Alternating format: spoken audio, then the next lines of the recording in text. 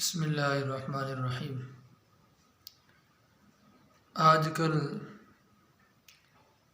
جو فاطمہ شہید کے بارے میں بات چل رہی ہے، جو ان کے مرشدوں نے اس کو بے دردی سے شہید کیا ہے۔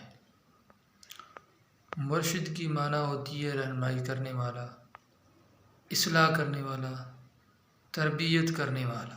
یہ مرشد کی معنی ہے، رہنمائی کرنے والا۔ یہ مرشد کی معنی نہیں ہے جو آج کل جو رانی پور میں چل رہا ہے، سندھ کا علاقہ ہے۔ ایسے مرشد نہیں ہوتے۔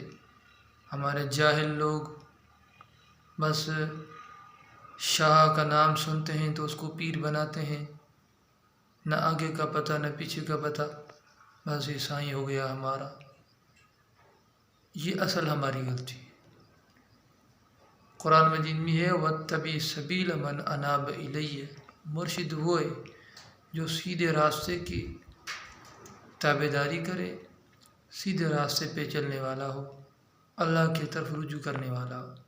ان کے چہروں پر نہ داڑھی ہے، نہ ان کے سر پر پگڑی ہے، پورا دن نیند میں گزارتے ہیں، پوری رات ٹی وی اور کمپیوٹرز میں گزارتے ہیں۔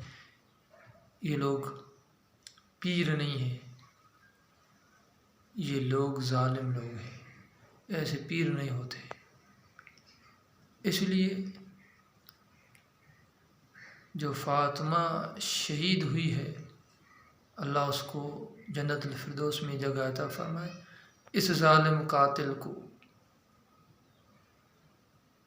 پھانسی دینی چاہیے، قتل کیا جائے سرحا، تاکہ عورتوں کی عزت محفوظ رہے، اور ایسے لوگوں کے پاس کسی کے پاس اپنے بیٹیوں کو نہیں چھوڑا کرو، تاکہ عزت اپنی بیٹی کی محفوظ ہو۔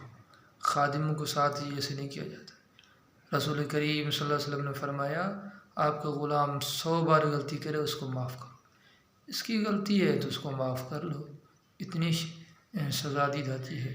جو اس کی بیوی ہنا نے اس کو سزا دی ہے، اس کو شرم نہیں آتا؟ وہ خود عورت ہے، وہ بھی عورت ہے، عورت عورت پر ترس نہیں کھاتی۔